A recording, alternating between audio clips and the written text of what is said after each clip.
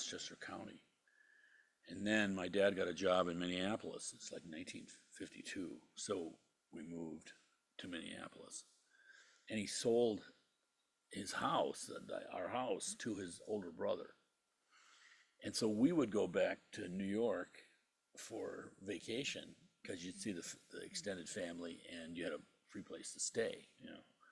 So I have a lot of memories from, 4 and 5-year-old with these extended family and there.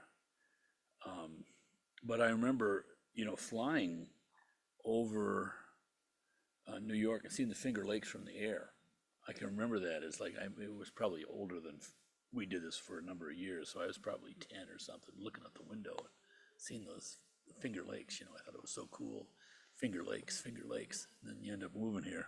Yeah, did you really think at 10 you would end up moving here? Yeah. Never, never. Isn't Minnesota the land of 1,000? They say the land of 10,000 lakes, Yeah, right. but actually it has more like 100,000. But they call it some small things a lake. And they say 1,000,000 mosquitoes. More black flies. Black flies are the real bad ones. Ugh. Swamp.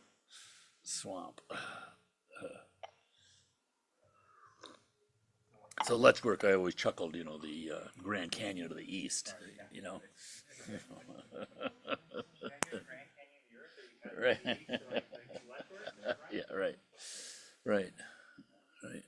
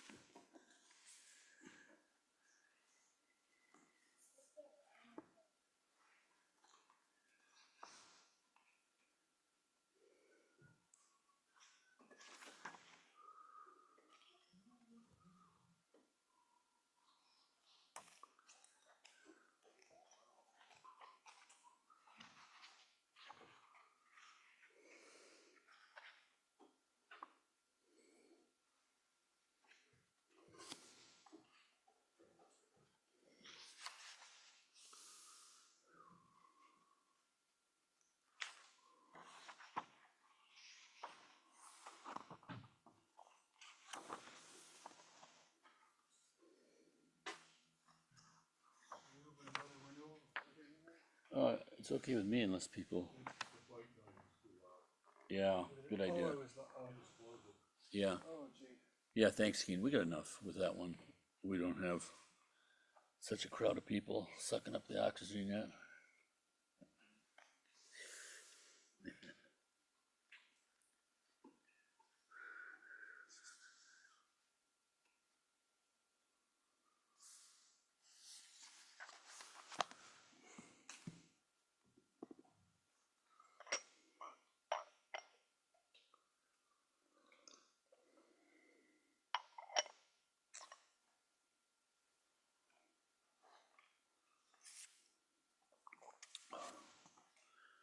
Okay, so good evening, everyone. Continuing with basically the Tibetan Book of the Dead.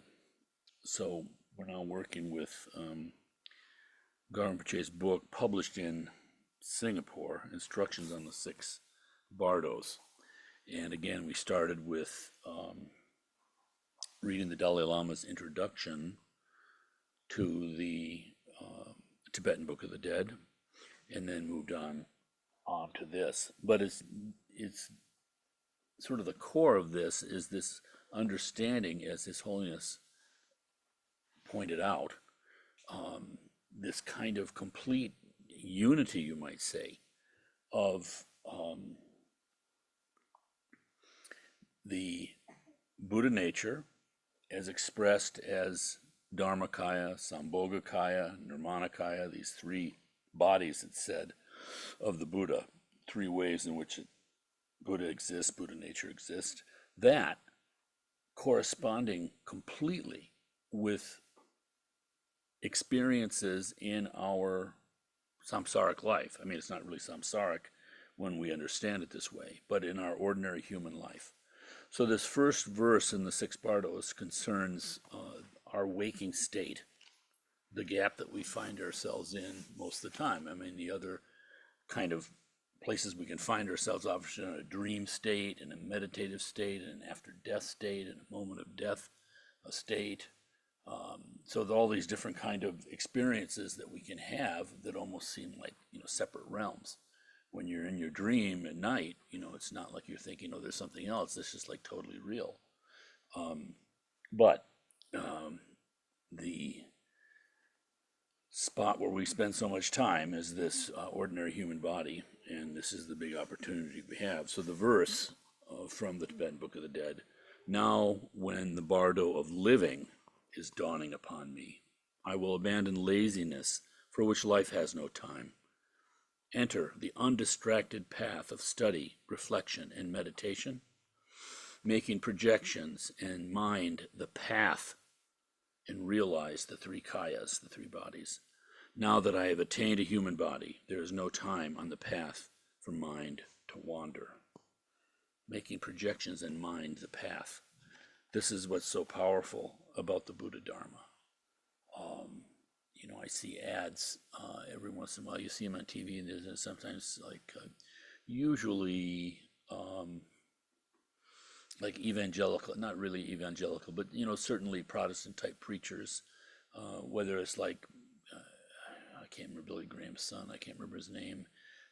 And there are others that pop up every once in a while on my TV screen, and I can relate to them, But what strikes me is that they have this kind of sense of the transcendent, and that this is important. And what strikes me about the Buddha Dharma so much is the detail, the articulatedness, the way that it presents all these methods, and also discussion. So, it's not just a matter of just blind faith. I get the sense of people kind of, groping towards something, and that's good. They're not going in a bad direction. But I think knowledge is so helpful because you avoid when it's just based on our own kind of urges and stuff, it's easy to make mistakes, get off the path. And the Buddha Dharma, so profound. And this statement, making projections and mind the path. And you suddenly realize, oh my goodness, I have a mind. That's what I need. And projections, instead of trying to stop your projections, so to speak, because you think there's something wrong with you ultimately, or that all thought is just kind of like delusion, so let's just do away with it. Instead, it's using everything we've got. And of course, the underlying truth is that we are Buddhas. We just don't know it. It's so hard to accept. It's just so hard to accept. So these instructions on the six Bardos, and then this instruction, the text that we're reading, to get a handle on, making projections and mind the path. You see the powerful innerness of this. But as I like to say, the Buddha Dharma is like, genetic engineering. You're doing healthy things on the outside, but in the inside, you're going right down to the gene level and making, important kind of modifications. And of course, what comes out of that is all positive. So it's very profound, because the tragedy of life is that everybody wants to be happy. All the animals, every human being, they all want to be happy. And yet you see the chaos going on, and the disappointments and the betrayals, and the blind ends and the mistakes and disappointments. Oh my goodness. If it wasn't for that sense that there's something, better, and you might say transcendent to our ordinary way of seeing things, it can appear as a pure land, as something that is like they say in the text, a billion world systems to the west. These are, highly poetic and metaphorical meanings, but they have more truth than, our kind of sterile kind of scientific analysis of whatever. But the innerness of it, projections and mind. And it all fits together, because we have this path of self-liberation, and then the conventional Mahayana. These are paths of great purification. We're purifying our wrong view. And because everything is projection of mind, when the mind is pure, one is a Buddha. The world appears as a pure land. As that Japanese master said, this very land, pure land, this very body, the body of Buddha. And so it's like that. You know, one of our Kempos that came here once, Sherab Odzer, talking about, when he was speaking about visualization practice and tantric practice, he said, it's like those movies that you see, those scare movies and that, where the people are kind of lost and there's some sort of demon running around, and of course they're all terrified, and so what do they think? Hey, I know, let's go into the basement of this old house that we've come across. And of course, the whole audience is saying, don't go in the house, but of course they do. But when your mind is full of fear, you're down in that basement, and the shadows, appear like demons, because your mind, it's the fear. You're seeing through this lens of fear, and so the world becomes fearful. And of course, that's totally sensible, because you're seeing things as they are based on that state. But how does it appear if the mind is cleansed? It's like what the poet William Blake said, if the mind is cleansed, the world is seen as it is, infinite. I mean, that's a poet from the late 1700s, I think. And that's what it is. This, where we are, is a pure land, but we don't see it that way.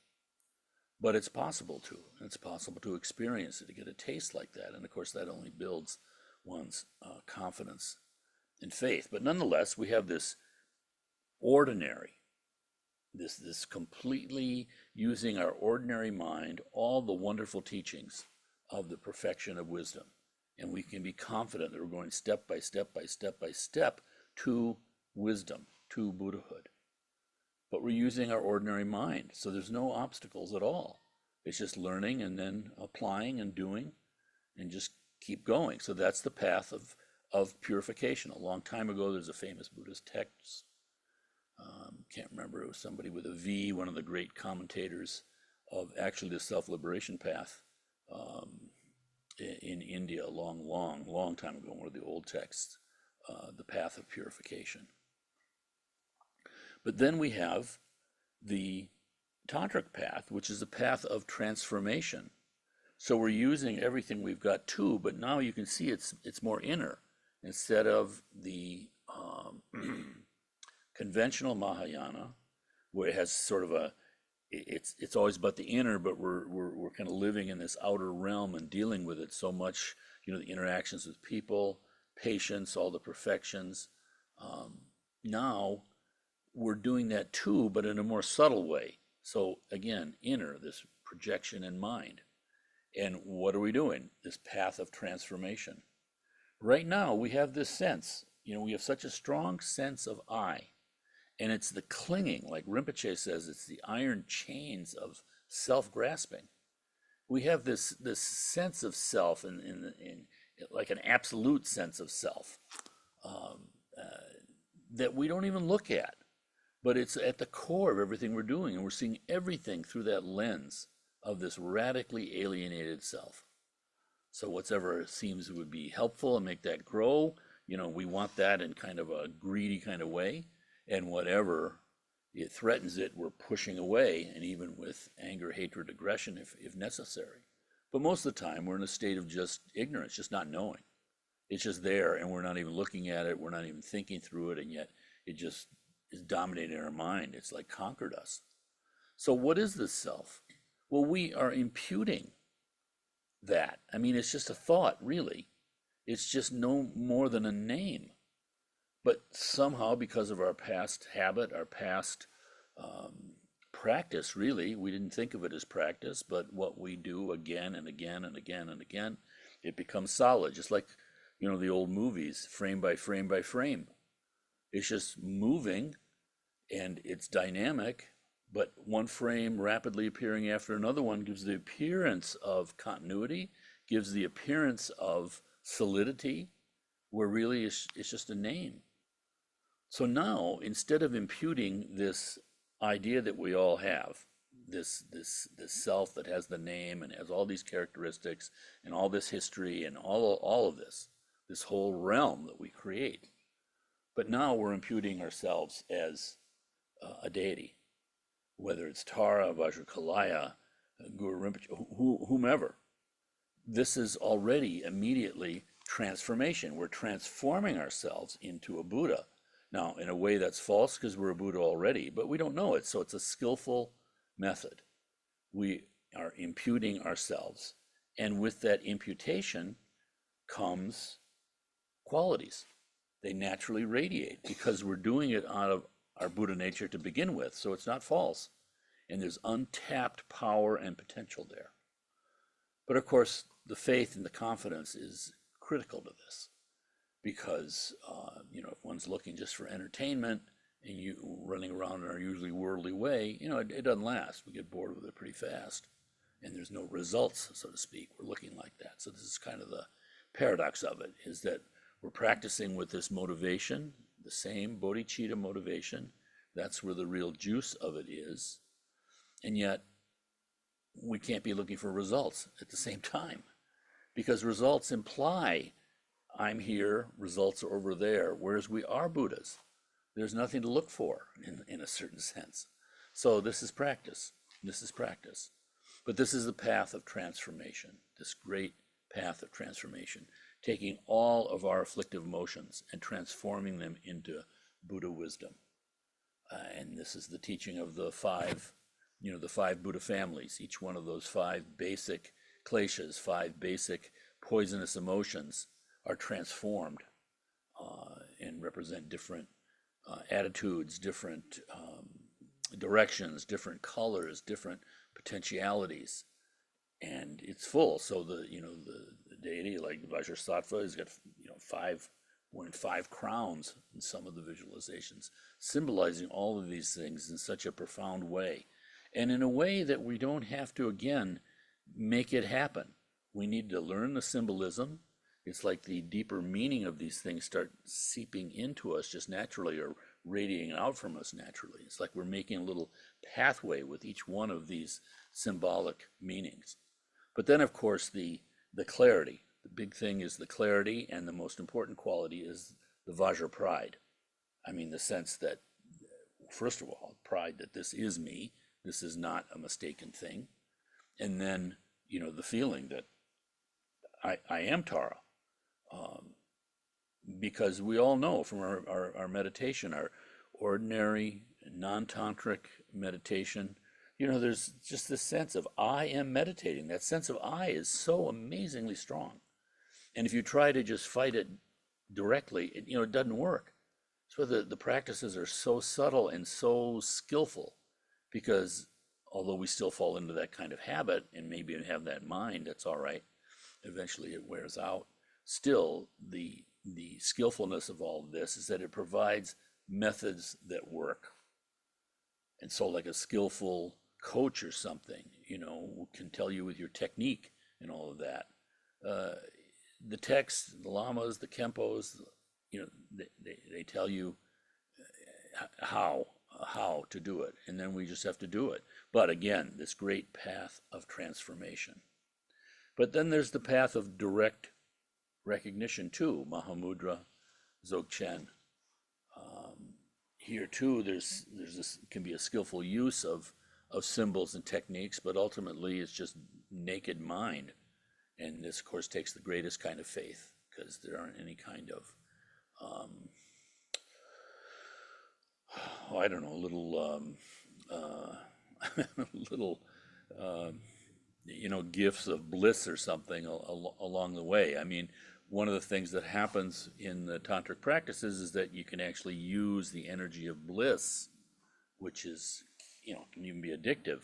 But of course, you don't want to grasp onto that either. But it uses all sorts of states. Whereas the naked, Dzogchen and Mahamudra, it's just this complete faith in Buddhahood, and it's just direct looking without any mediation at all. So that takes some faith. especially, especially with us. All the rituals and everything are all part of the meditation, but they also have the effect of giving people confidence. Yark told me something interesting this week when he was here, because he spent years in Nepal studying and had a lot of experience in I don't know how many, but certainly monasteries in Nepal. And he talked about all the effort and time that the monks, the monk training, where they're memorizing texts. So, and then they're having to conduct all of these rituals. And when he would talk to them about, when do you meditate? Um, the answer was, well, you go on retreat. So they have this system, though, whereas for the ordinary person who wants to train, wants to develop whatever, let's say as a layperson, you have this whole system that's doing all these rituals and recognition of all the things you do, death, birth, marriages. Um, this is very helpful because it gives you a kind of a basic faith, just like we have in maybe science or something. There's a basic kind of tone in the conditioning in the culture that you don't have to really train someone to have faith in science. They just kind of naturally there to one degree or another. They might be knowledgeable, but the point is they have this basic kind of confidence. And so that's what this system does too, because you do. That's why it's so helpful, for instance, even for us Ingis, Westerners, to have a Tibetan ordained person who's trained in robes. I mean, all of that immediately has a positive effect on someone. Someone walking in the door here for the first time ever, they don't know anything about anything as far as formal Buddhist teachings. But they see a Tibetan with robes on, and it's different than if they just saw one of us sitting there. And that's good. There's a certain kind of, not awe, but even distance in the wrong way, but respect, and in a positive attitude. So these tantric teachings are what are expressly expressed in the Tibetan Book of the Dead, because they're so useful. And you've heard me say this image of, when you say the three bodies of the Buddha, Nirmanakaya, Sambhogakaya, and Dharmakaya. And Dharmakaya, just, you can say formless. And Nirmanakaya, it's called the deceptive body of the Buddha. So, it's, you see the Buddha, this old man sitting under a tree, looks completely ordinary, and yet that's a manifestation of Buddha. You have to look deeper into it to discover the Sambhogakaya and the Dharmakaya, but nonetheless, it's there. It's completely accessible to us. Now, complete with form. It gives all the teachings on giving, on positive, joyful effort, on meditation, all these different forms that we deal with here. How to sit, all sorts of things. And then over here with the Dharmakaya, which you can think of as Mahamudra and Dzogchen. I mean, there's nothing. There's a vast sky, but of course it's this deep blue, the deep blue of emptiness. So it has quality, but a subtle kind of quality, nothing you can grasp onto. But then you have the Sambhogakaya, the bliss body of the Buddha, and that's it's got a foot in both worlds. These forms are sacred and vast, and yet they're forms. So there's something we can impute. We can use that imputing nature of the mind, but now in a very skillful way. So, to continue with that, a little bit of an instruction, the quality of the Tantra and these practices. Because when we're talking about highest yoga Tantra, there are two phases. There's the generation stage, the creation stage, where we are actively visualizing ourselves, creating ourselves as a Buddha. And this is said to be like drawing the string back on a bow. And then this is to realize the perfection stage, Dzog Rim. So it's very similar to Dzog Chen, but nonetheless, this is like letting the bow go, and then suddenly the force of it, that practice of all the potentiality you've revealed and have sitting there by creating yourself as a Buddha, as being a Buddha, suddenly the mind, you know, is able to see things as they are. So at any rate, to talk a little bit about reading a little bit more about the generation stage. And there's so much that could be said about this, but I think it helps because, you know, again, Tantric Buddhism is seemingly very esoteric. And it's interesting to me is that, you know, why would someone like Garamche, who I really believe is a Buddha, and who has this, therefore, this embodiment of bodhicitta, he's not doing anything for himself, but is has shouldered this great work of liberating sentient beings and leading them to Buddhahood. So why teach all this tantric stuff, which is, you know, immediately kind of challenging to us, because again, it normally implies a certain kind of experience and confidence. Certainly, you know, again, if you read in Chinese texts, say like in the Zen texts, you have these wonderful stories of these interactions between a student and teacher. But what we often don't realize in the West, they're wonderful stories to read and can be used for practice for sure. But what we don't see is all the training in conventional bodhicitta that had gone on with those students. So when they say that, you know, a certain teaching is beyond the texts, there's something of us in America, you know, we want the quick and easy all the time. It's like, you know, I don't want to chew cocoa leaves. I want cocaine, thank you. I don't want to chew on willow bark. I want aspirin. We always want the, you know, the active ingredient right here, right now. We're in a big hurry or something, or I don't know what. But nonetheless, those stories, these men and women had been thoroughly trained in bodhicitta. And so now they were taking like this leap into the non-conceptual bodhicitta, into the absolute bodhicitta. And so it's very valuable, but we sort of forget the fundamental training. And so here too, the Tantra is similar in that way, that you have to have, or at least, how do you present this to a culture like ours? And here's Garamche teaching, you know, some of these highly esoteric forms, but why? And I think it is like this statement you heard me read a couple of weeks ago on his book on Vajrakalaya, the translator says, because this manual includes secret teachings, I asked Garchen Rinpoche about the threshold for readership. He responded with the following words: it is said that compassionately looking with a long-range view on the future time of dregs, the Buddhas taught mantric sadhanas. Today, that future has become manifest. Right now is the time of dregs, in which secret mantra teachings must be propagated. And as Guru Padmasambhava prophesied, when the wicked era burns like fire, the potent force of secret mantra will blaze forth. So this is a wonderful thing, you know, realize that in our attempts to study and practice, we're really taking part in something that is, I think, at the core of our particular historical moment. No matter what outer form it takes and how humble it seems, the whole world wants to be happy. And truly, this is the way to truly help beings, even though they don't know it.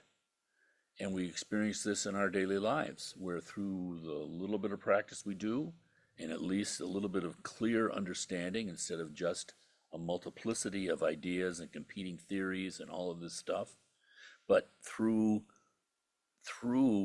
the winnowing process of bodhicitta, what works, what doesn't work, you end up with, to some degree, of insight.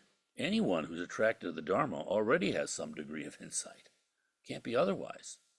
And so with that, you're actually able to see more clearly into the the situation, the mind of a suffering person that you know who has no idea of Buddhism, could not accept it even if you tried to put it in formal words, and yet you can be there with them, so to speak, and knowing when to help, when to ignore, when to push, when to lift up.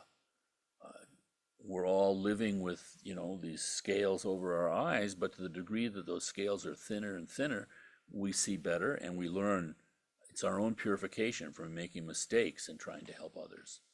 But nonetheless, I think, Rinpoche saying this is a tremendous thing. It can kind of put chills up your spine. This is the time for the Tantra to burn. Okay, so this is a little discussion of the generation stage, the Tantra of the generation stage. Again, to give some of the theory, which I find, faith building also. This is a Gelugpa teacher. In generation stage, through the power of correct imagination arising from wisdom, Tantric practitioners generate themselves as Tantric enlightened deities. And their environment, the sacred environment, their body, their enjoyments and activities, experience all that as that of a Buddha. This imagined new world is their object of meditation. So when he says in this prayer in the Tibetan Book of the Dead, that we take projections and mind as path, this is exactly it. The imagined new world, yourself as a Buddha and the Pure Land, is your object of meditation. And practitioners meditate on this new generation with single-pointed concentration. I think one of the other advantages of this visualization practice is that, we run into so many habitual obstacles when we practice, certainly like boredom. And something that's so skillful with visualizing the whole mandala and different parts of your body as pure, when you get bored, if it's kind of hard doing the whole image, you can just focus on a fingernail. You can focus on one jewel in the crown. So your mind, this natural kind of looking for distraction that we do, from here, there, jumping around. Now, this is the transformation of even our distraction, because you can go from different aspects of the visualized world. And so it's very skillful because you're still maintaining concentration instead of just being totally scattered. So,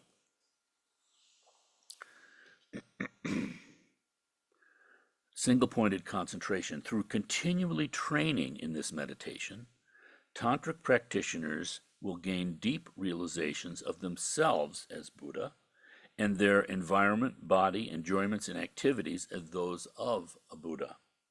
This inner realization is generation stage Tantra. Generation stage Tantra is defined as an inner realization of a creative yoga that is attained through training in the three bringings. I don't know what the three bringings are, but a creative yoga. Of course, this word yoga, is unity. I mean, it comes from yoga in Sanskrit is the seed, you might say, and in English, a yoke. It's the same word. It comes. So what does a yoke do? It's uniting, like a yoke over two oxen pulling a cart. It's the thing that unites. So yoga practitioners are inherently unitive. All right. The generation stage Tantra is defined as an inner realization of a creative yoga that is attained through training in the three bringings. It is called creative yoga because the object of meditation is created by imagination and wisdom. Again, the mind. The three bringings are bringing death onto the path of the Dharmakaya, bringing the intermediate state onto the path of the Sambhogakaya, and bringing rebirth onto the path of Nirmanakaya. So yeah, happy to see this, because this is exactly what I was talking about, the Dalai Lama putting these unities of these experiences that we have, experiences that we're guaranteed to have, that suddenly become useful to us because it's in complete harmony, you might say, but more than harmony, it is the Dharmakaya, the Sambhogakaya, Nirmanakaya. The main function of generation stage Tantra is to purify ordinary death, to purify the intermediate state, the Bardo, and purify rebirth, and to accomplish a Buddha's Dharmakaya, Sambhogakaya, and Nirmanakaya. And he translates as Buddha's truth body, Buddha's enjoyment body, and Buddha's emanation body. Detailed explanations of how to train in the three bringings can be found in other tantric books. He mentions the essence of Vajrayana, the guide to Dakini land. In generation stage Tantra, practitioners emphasize training in divine pride and training in clear appearance. So these are the two special keys, this Vajra pride and then clarity. So we want to be visualizing it, clear as we can. And people differ widely in this. I'm one who can't visualize at all. So the important thing, though, is the effort. If you're trying like that, this is, this creative aspect of our mind. And of course, it just, bleeds into everything in your life. So nothing is wasted. But nonetheless, divine pride and training in clear appearance. Before training in divine pride, practitioners need to learn to perceive their body and mind as Buddha's body and mind, or Tara, or whomever. Having accomplished this, they then use their imagined Buddha body and mind as the basis of imputation for their I, and develop the thought, I am Tara. So you can see the incredible skillfulness of this. And again, this is why you got 1 foot in Nirmanakaya, 1 foot in Dharmakaya. Because instead of saying, it's like you say, stop thinking rhinoceros. What do you think about? You're thinking about rhinoceros. You can't just throw out our I, our attachment to I, even like taking the garbage out. The problem is so much deeper. It's like the Buddha said, the first noble truth, suffering, dissatisfaction. Man, it sounds like some wacko Calvinist or something on the world's a hell, and I'm happy about it. No, but it shows you our ordinary, unenlightened view is completely delusional. The hard thing to accept. So this sense of I is something that, good grief, I mean, think how much we cherish this sense of I. It's unbelievable. And you think you don't, and you think you can train yourself not to, but you walk in a strange room and someone says your name, you immediately turn. And out of all the phenomena going on in the world revealed by the James Webb telescope, that I is the biggest thing. It's bigger than Mount Meru. It's bigger than Mount Everest. So how skillful this is, because instead of trying to do something which is never going to work, of just casting out the I mean, there are practices that can do that, but it doesn't take you the whole way, self-liberation. In fact, it can take you to a place that, according to the text, is very kind of seductive, because suddenly suffering's gone.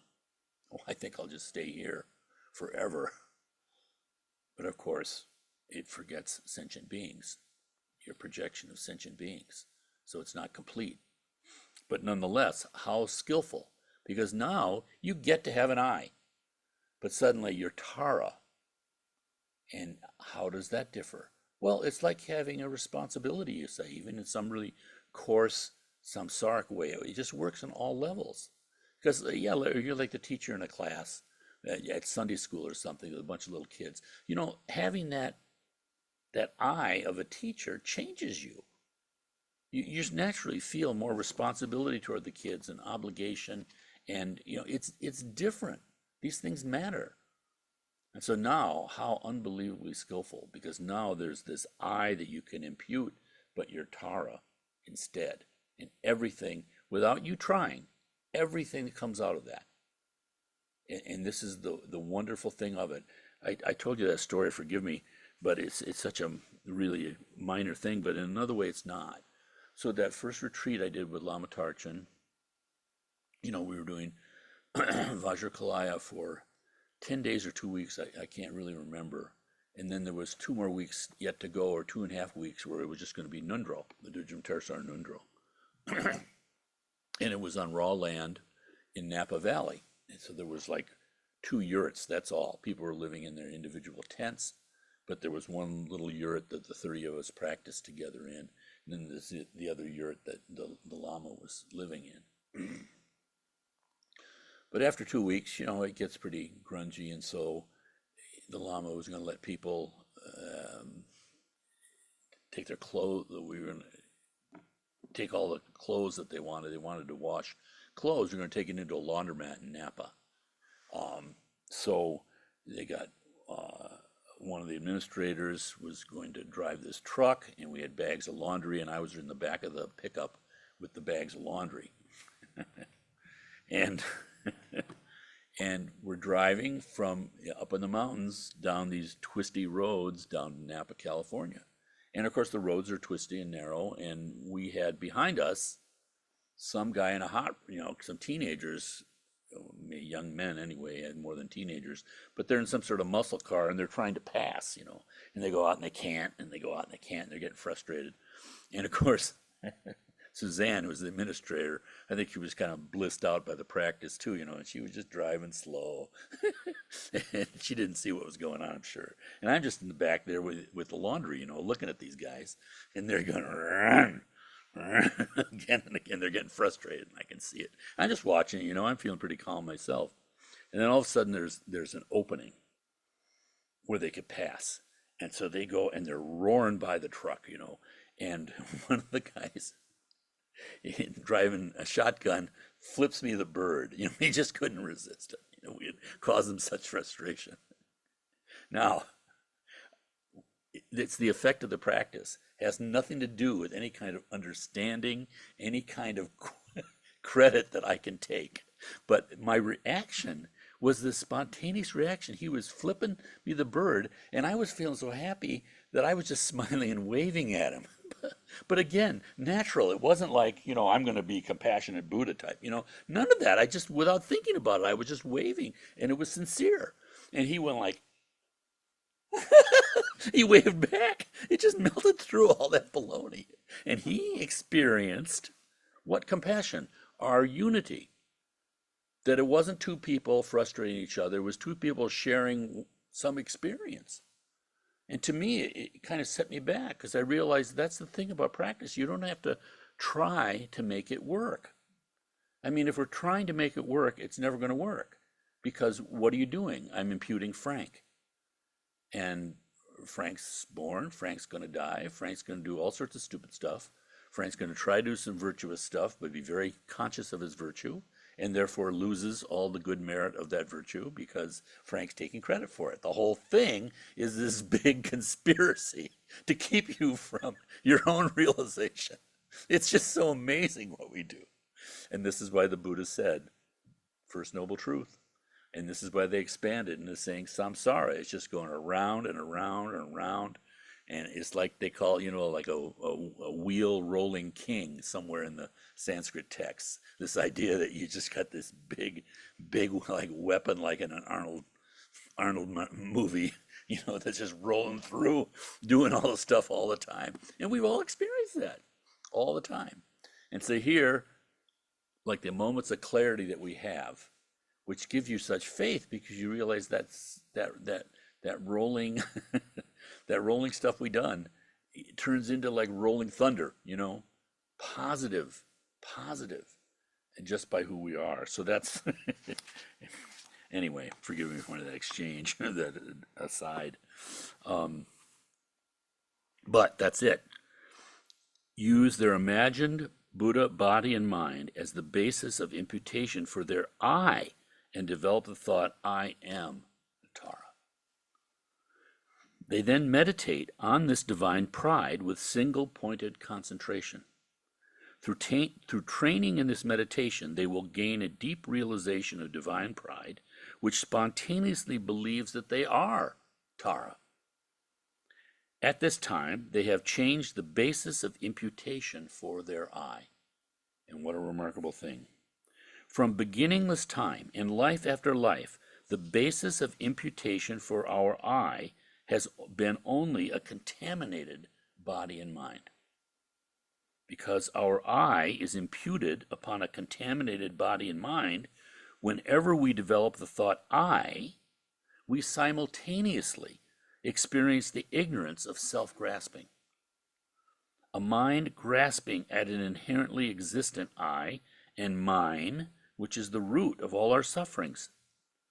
However, for qualified tantric practitioners, their deep realization of divine pride prevents the ignorance of self-grasping from arising. So there is no basis for their experiencing suffering.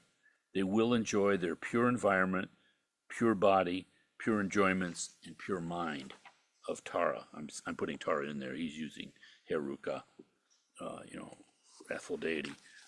This, yeah, yeah. I guess I'm a little overwhelmed a little bit about Uh-huh. some things.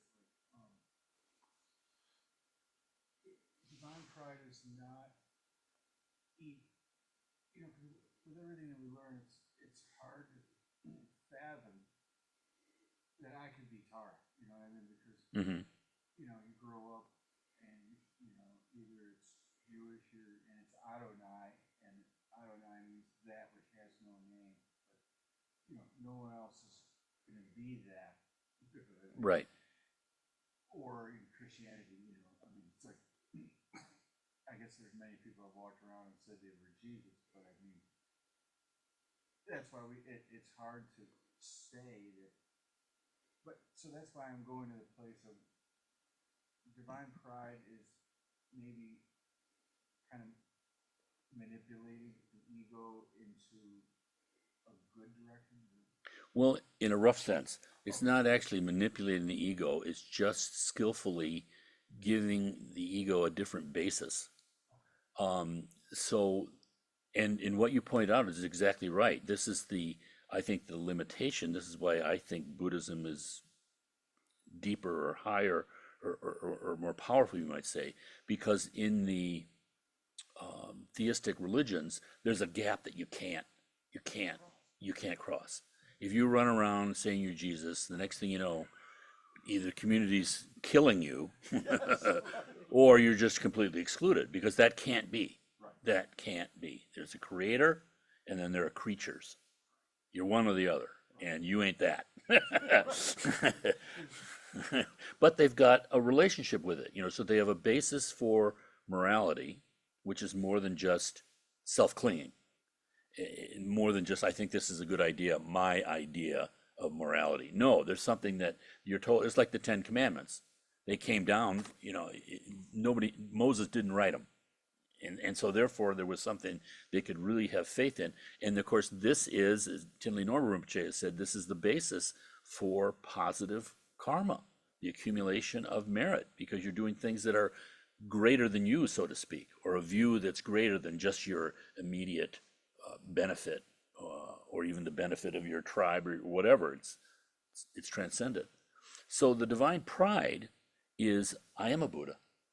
That's really what it is. And pride is maybe the wrong word, because pride is caught up with arrogance. The Tibetans have 13 different names, I think, for pride. So they have that kind of, and I used to think of this as kind of like, I don't know if this is true, but we always used to hear that the Eskimos had 25 different words for snow, because it mattered to them and they knew these distinctions, whereas for me it's just, oh, it's snowing today. So it matters. So this matters too for different kinds of pride, because then you can see, well, at any rate, it's like you can name the enemy, then you can defeat it. So yeah, it's very important, and this is what I think is so skillful about it, because instead of trying to manipulate the ego, instead we're just sort of replacing it, which shows you that it doesn't have this existence like we think, and all of a sudden Tara's there. And of course, it starts out as seemingly like imagination, but the truth is it's not imagination. You actually are Tara. You're, you're more valid visualizing yourself as Tara than visualizing yourself as Frank and being completely convinced that you're Frank. I don't think I'm visualizing this. I don't see the power of my own mind with all this. I think this is, and from the level of understanding that we have, worldly understanding, it's all completely true. I mean, all this stuff is absolutely true. But that's the penetrating insight of the Buddha is this is not absolutely true. This is relatively true. It's our past conditioning and it's all of this. And so seeing through the lens of Frank looks absolute truth, but it's not. And in that understanding that it's not absolute, we actually discover the absolute truth. And the absolute truth is what? Clarity, bliss, emptiness, limitlessness. So all the stuff that we do to try to solidify this life, thinking that if I can just have a solid thing that I can hold on to, then I'll be good, Then it'll be okay. I'll have this wonderful fort with my stuff and nobody can come and take it, and I'm going to have endless pleasure from my stuff as long as I want. This is our idea of the Deva realm. That's what we do. But even there, what's the teaching? Your good karma runs out. You can do that temporarily, even for a long, long time. But then suddenly your necklace of beautiful flowers, they start to rot. Your body starts to smell, and you're living amongst a community where they do sexual congress by glance of the eyebrow. Very subtle place, very subtle place. And so suddenly they have one guy in there whose body is smelling. Oh my God! And then they said also you have high, high, high perception. Like Kemp was always talking about high perception. And it says that the devas, the central devas, they can look and they can see where they're going to be reborn. And this is the worst. They've totally blown it. They've had all this opportunity. The Buddha's the teacher of gods and men. They can come to enlightenment too, but rarely do they, because they're just riding on the good feeling. It's like you've won the lotto. One other senseless story on my part. So I had a client once who had won the lotto, and he won a lot of money. I can't remember how much it was, but it was more than $1 million. And he had this little tiny house somewhere in the city, and it had a little tiny lawn, in the front, and very modest. And so what did he do? He won the lotto. He went out and bought a riding lawnmower.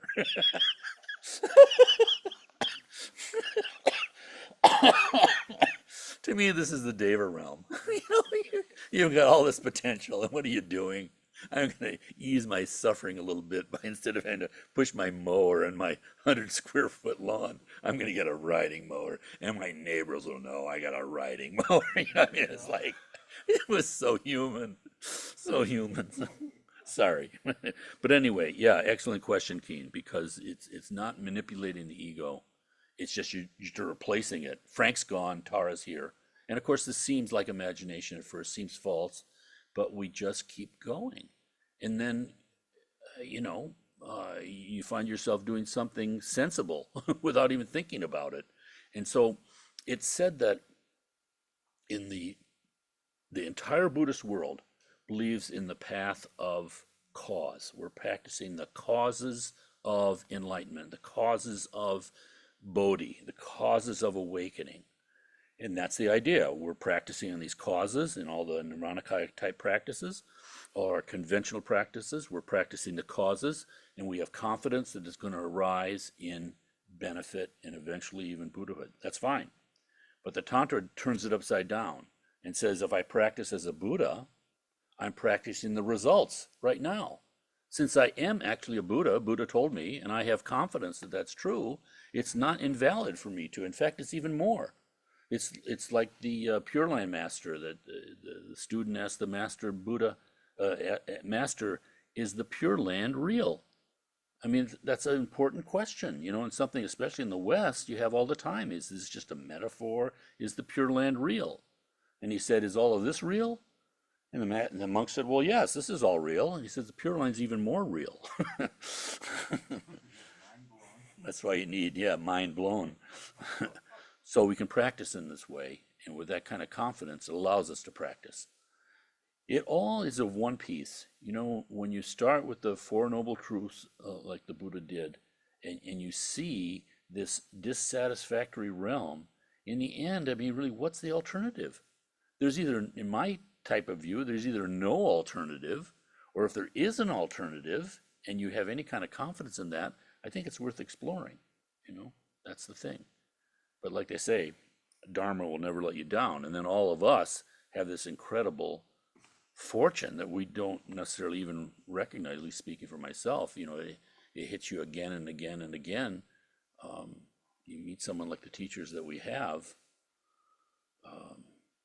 I had such a wonderful time last weekend because Yarek and Zhuravka were staying at our house, and you know, both of them, such accomplished people, and doing 4 years under Garimche, and the more you get to know her, she ended up telling her stories of the kind of in practice, the difficulties that she had, and how things kind of unfolded for her.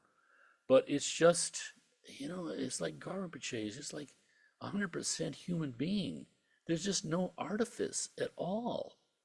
And yet, I had one person tell me when they met him, he said, the thing that so turned them upside down, he says, I've met lots of teachers, but this was so different because I felt like he loved me more than I loved myself.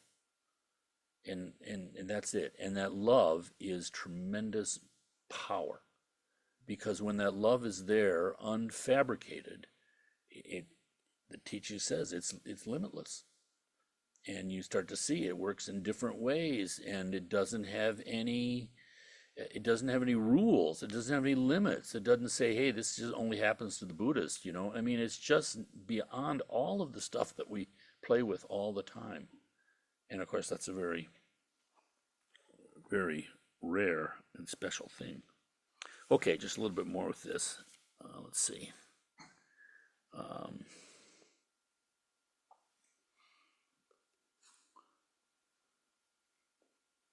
We may ask how, if these practitioners are not yet actually Buddha Heruka, or not actually Tara yet, they can believe that they are. And how is it possible for them to gain the realization of divine pride if their view, believing themselves to be Tara, is a mistaken view? Although these practitioners are not real Tara, nevertheless, they can believe that they are because they have changed their basis of imputation from their contaminated aggregates to the uncontaminated aggregates of Heruka. So again, this is how there's one foot in both worlds. The world of form, they're aggregates, but the worm of formless, they're pure. And again, similar to think of it in the sutric way of a pure land. I mean, a pure land is where everything, the birds are singing the Dharma, the water rushing down the waterfall is teaching Dharma, where everything is conducive. So that's the difference. And you realize even if you take the completely conventional view, if we're in a place where every time anger arises, we've trained ourselves to recognize the hatred arising in our mind and immediately practice the antidote of patience, well, the whole world becomes practice. If we do that perfectly, that's a Pure Land. With the Pure Land further, we're actually seeing it that way. The wisdom aspect is there too, not in a reactive state at all, but nonetheless. Believing themselves to be Buddha is not a mistaken view because it is non-deceptive and arises from the wisdom realizing that the inherently existent I and mine do not exist. So think of that. You can't visualize yourself in this way except if you realize that this I is not totally solid. If it's solid, I can't do that. But of course, it's not solid because you're doing it. And you're also dealing with mind directly. And of course, this is where the action is, so to speak. So the training of the mind, and that's all we're doing, is meditating on our mind, projections in mind. Okay. Their realization of divine pride that spontaneously believes themselves to be Buddha, therefore has the power to prevent the ignorance of self-grasping, the root of samsara from arising. And that's why it's so incredibly powerful, because it's all about projections of mind. And to the degree that you have this divine pride, you can't have ignorance arising. Things do not exist from their own side. There are no inherently existent I, mine, and other phenomenon. All phenomena exist as mere imputations. This is the great emptiness. Things are imputed upon their basis of imputation by thought. What does basis of imputation mean? For example, the parts of a car are the basis of imputation for a car. The parts of a car are not the car, but there's no car other than its parts. Car is imputed upon its parts by thought. How? Through perceiving any of the parts of the car, we naturally develop the thought, this is the car. Similarly, our body and mind are not our I or self, but are the basis of imputation for our I or self. So the I and the self are secondary kind of phenomenon. They're not fundamental. And yet, this is why we can use our body and mind, because they are the real thing. They exist in this sense, in the way that things exist, but not this phony existence. Our I is imputed upon our body or mind by thought. Through perceiving our body or mind, we naturally develop the thought, I or mine. Without a basis of imputation, things cannot exist. Everything depends upon its basis of imputation. See. Okay, it's a good place to stop, I think, for next time. So we're still working on, again, this complete unity, and unity is the wrong word, I'm not skillful in this, but with the three bodies of the Buddha, how does our Buddha nature manifest, you might say? Dharmakaya, Sambhogakaya, Nirmanakaya, and the complete experience of Dharmakaya, Sambhogakaya, Nirmanakaya at these three great moments. You know, at the moment of death, the clear light arising, the Bardo in between for the Sambhogakaya, and then rebirth for the Nirmanakaya. It is the body of Buddha at those three times, but in a worldly way, we don't see it that way. But we can use those experiences to experience our own mind. Pretty amazing, amazing stuff. Okay, any questions? Or Keen had a good question, and that was a good discussion, I think.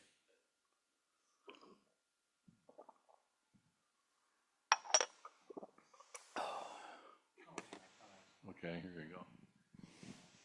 Hi, Frank. Hi, Rogo. All right, so after one realizes the deity, is there some sort of stability of the mind where unpleasant, toxic, and unpleasantries cease, or does it just bring about a higher awareness? Oh, here, I'll just go off, please. Never mind. Well, it's a graded path there too. I mean, there are degrees of stability, you could say, of oneself as the Buddha. But the skillfulness of it is that whatever negative thoughts are coming, they become part of the mandala, you might say. And yeah, and especially, again, one like me who has not a natural visualizer at all, we do our meditation, and it can seem artificial that, I'm doing it, that as long as that's there, it's artificial. The practice of generation stage is shamatha and vipassana together. That's one reason it's powerful. I mean, normally in the normal sutric practice, we're working on shamatha, calming our mind, and then, with that, we take another step, so to speak, and we're looking at the nature of the mind using the calm mind, the undistracted mind. But in the visualization practice, in the generation stage, there's the concentration, is this effort for the clear awareness, but to the degree that there's clarity, vividness, that's vipassana. So already, even in a very kind of seemingly, non-sexy, dull kind of way, just working to visualize yourself, that form is sacred. And so there's already an aspect of Vipassana there. The fact that you're even playing around with this is obviously an inner view that the ordinary person in the street is not doing, and even many Buddhists. So there's already a degree of it, but it's the two together. And so again, it's the vividness, You can be meditating and then suddenly there's just or the strong Vajrapride. It's for a moment. And of course, it can manifest in so many different ways and doesn't have to be in the midst of your meditation either. There was a time when, Gretchen and I, we had gone through our own dramas. We were living in Washington, D.C., and I was working at the Smithsonian, and, after college, and all of that seemed fine. And, but we were wrestling like existential things, and then came across Buddhism, and suddenly felt like there was something there that was speaking to us. At any rate, my father, who was convinced that we had gone insane,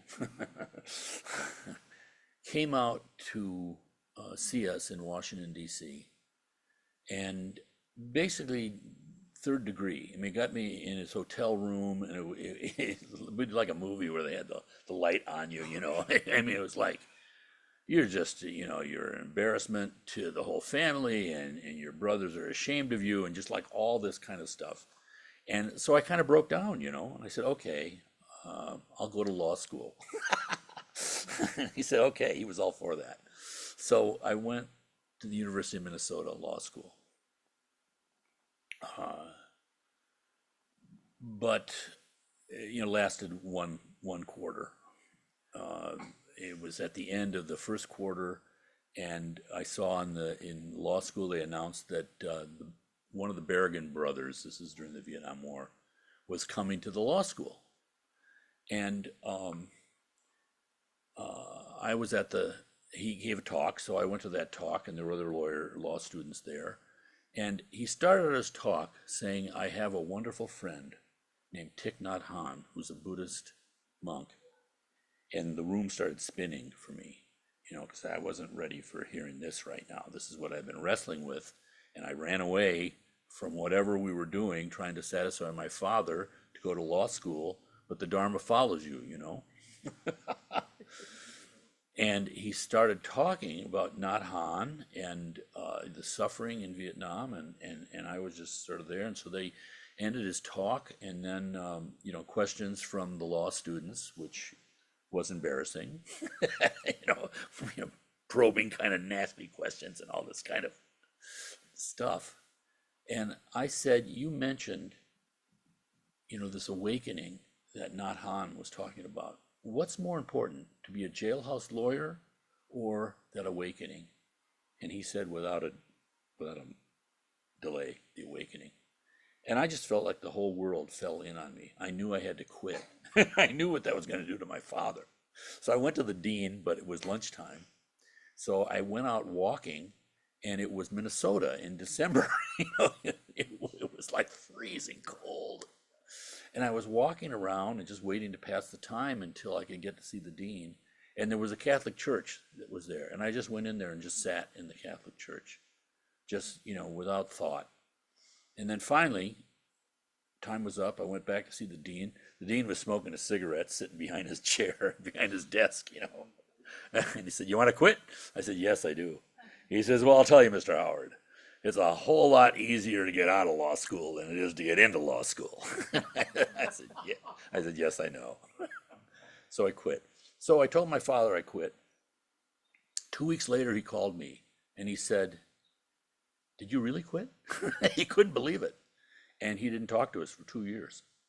It was so this is all, forgive me, this story, because we then said, all right, we were reading about Zen and the 3 pillars of Zen, so we wanted to move to Rochester. And they said, no, don't move here. We're having too many people coming. We don't have facilities. Go to one of our affiliate groups. Here's one in Madison, Wisconsin.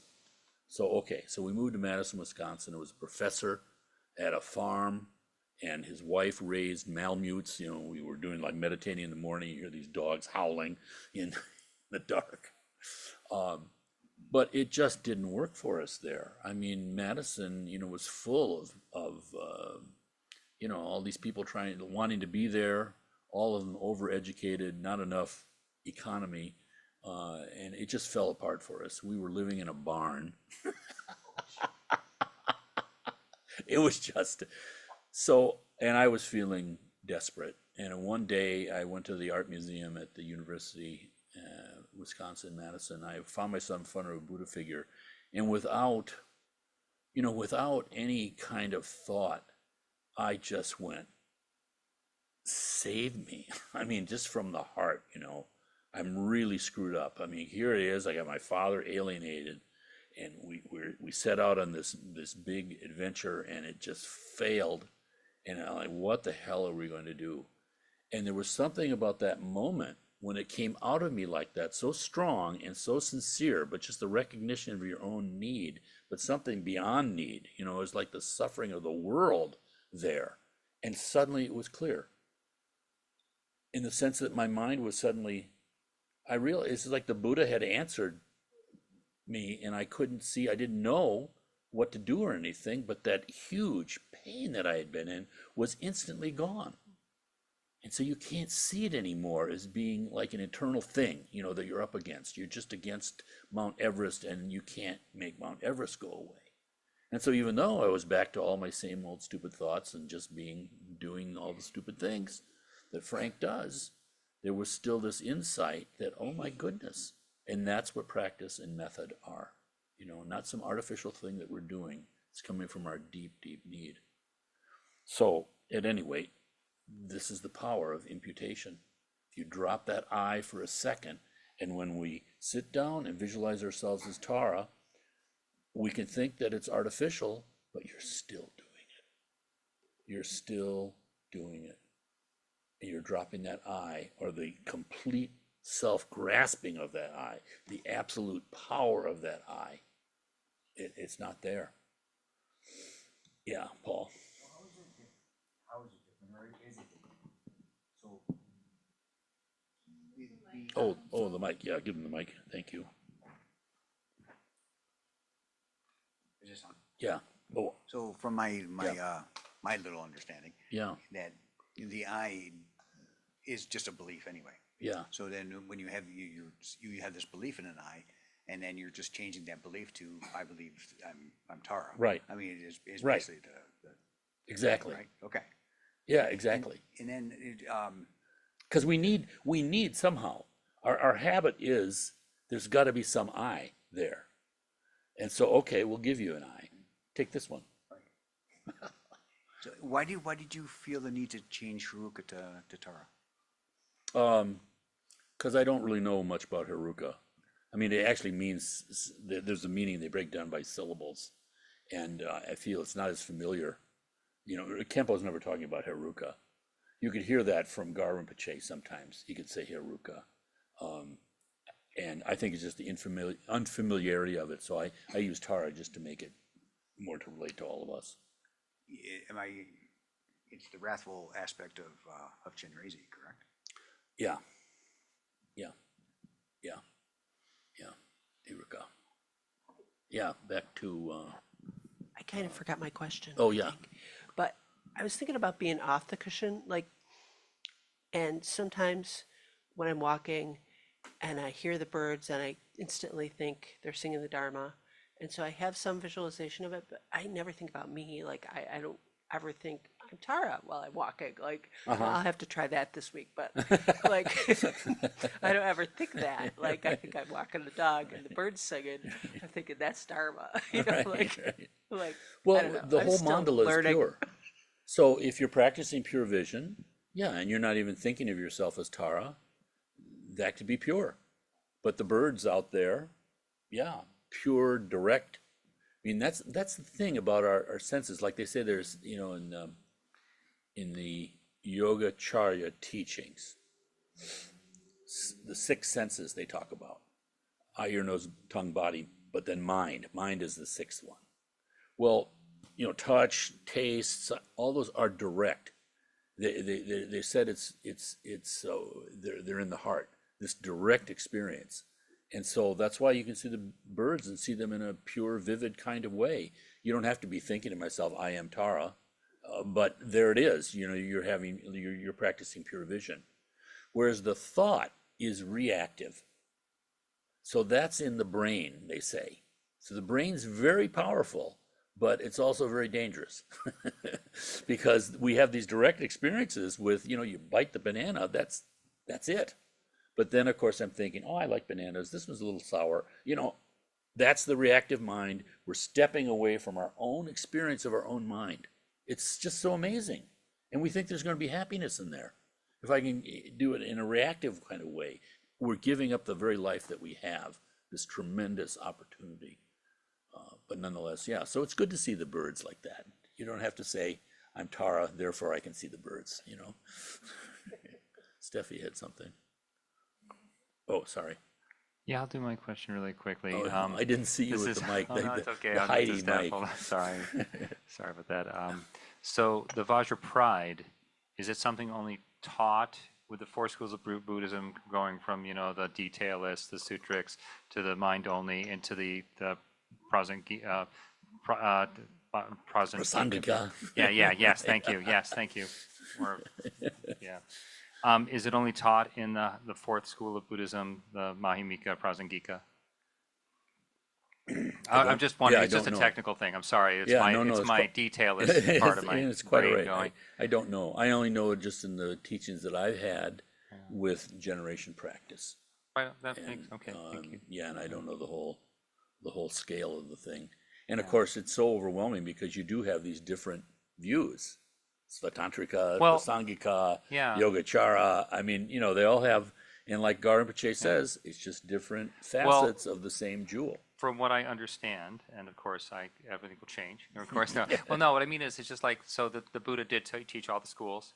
He taught them all, but he taught them, even though the three lower schools are fundamentally wrong in aspects, they all work to bring you towards the highest level of, you know. Yeah, Buddha and they're taught all- them. Yeah, They're all pure. yeah, it's amazing. Yeah, I Yeah. never try to scoff on remembering to keep my feet and Right, you know, and right. walk It's all to help. mindfully. And you know, Yeah. I thought about that this weekend Yeah. when Zhiravka was teaching, how she said that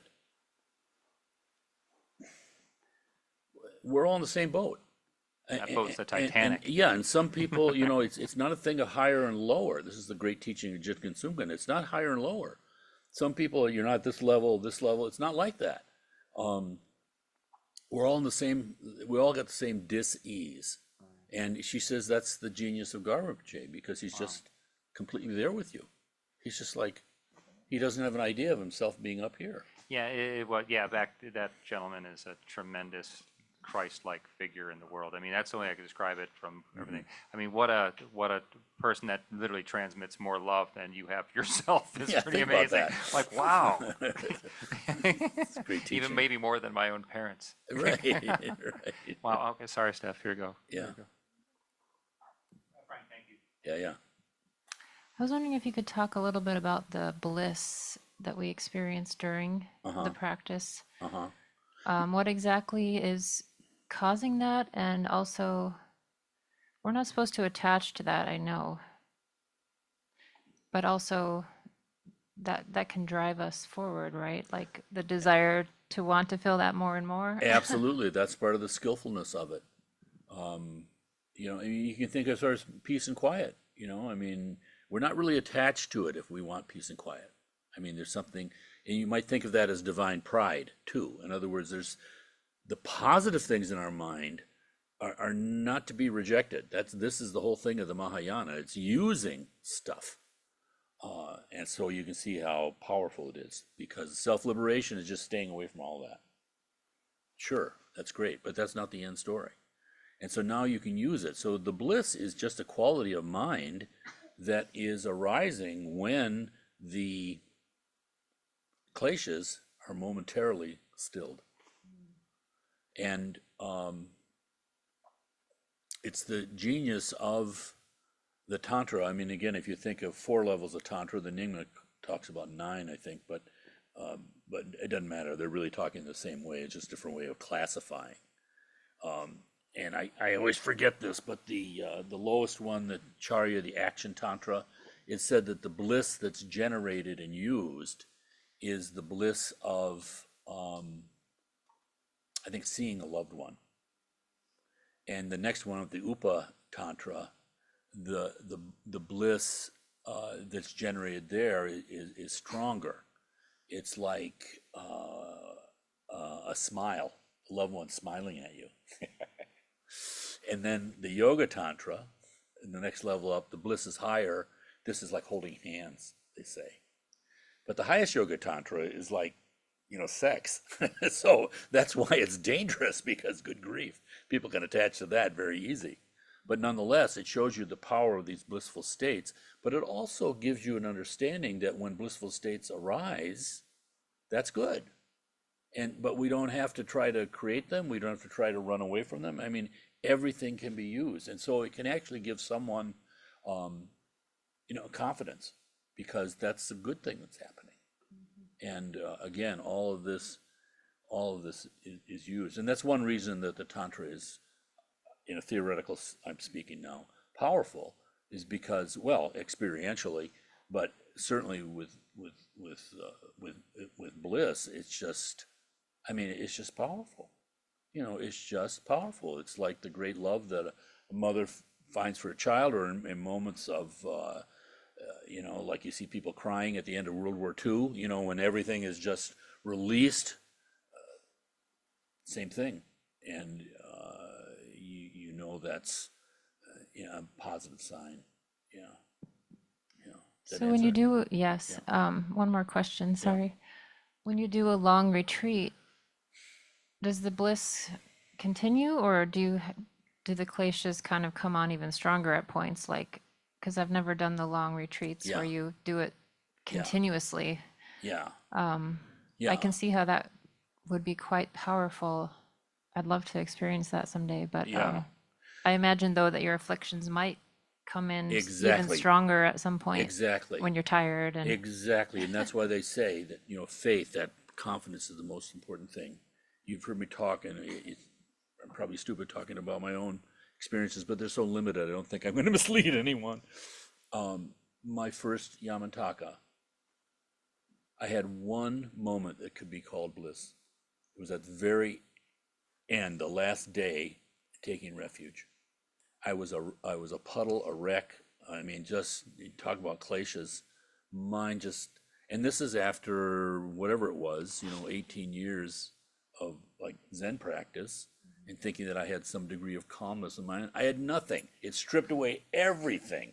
I was a total basket case, and just like, what the hell am I doing this? I just, like that. And then after wrestling, and I know you heard me talk about it before, someone stole my cushion before I got there. This homeless guy took my cushion off the curb. We were in a hotel, the Hotel St. Michael's in Prescott, and Abu hears that as Hotel Manjushri. I will pick you up at Hotel Manjushri. It's forget about it. And anyway, so we're waiting for a cab, so we put our stuff down, including my cushion, because it didn't fit in the suitcase, right on the curb, and then went around the corner to get a cup of coffee and came back. Someone had stolen my cushion. So I had the wrong construction of cushions for 10 days. I was just in agony the whole time.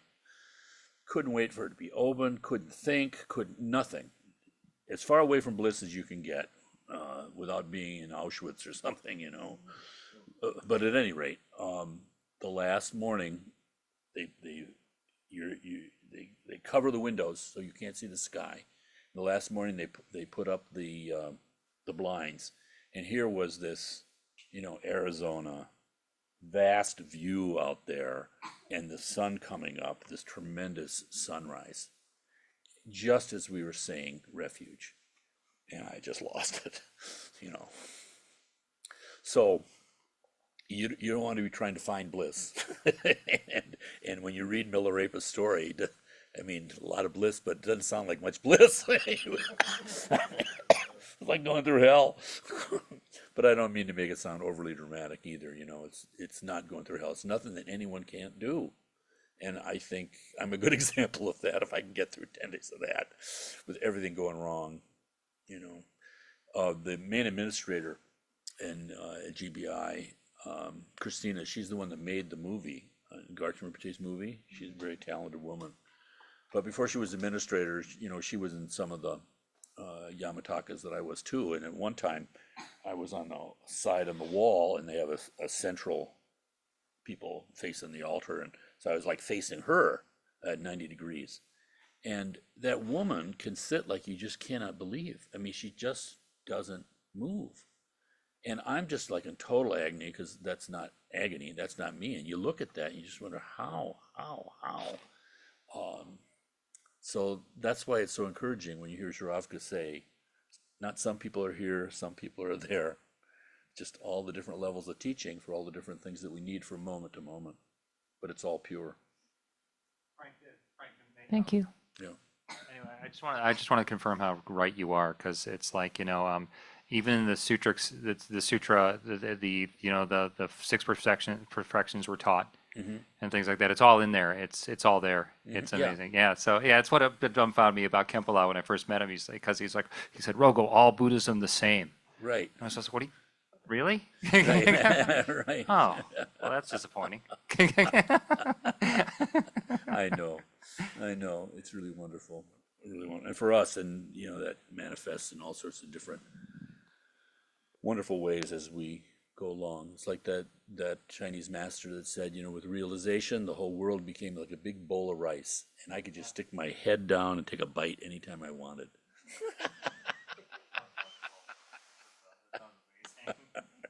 We dedicate this evening to all meritorious motherly sentient beings. We think of our debt of gratitude to them, that we've been able to again and again and again attain this precious human life with all these opportunities and potentialities. May we never give up on the preciousness of this moment, always understanding that, and go deeper and deeper and deeper, liberating all, leading every last one to Buddhahood. Swaha. Okay.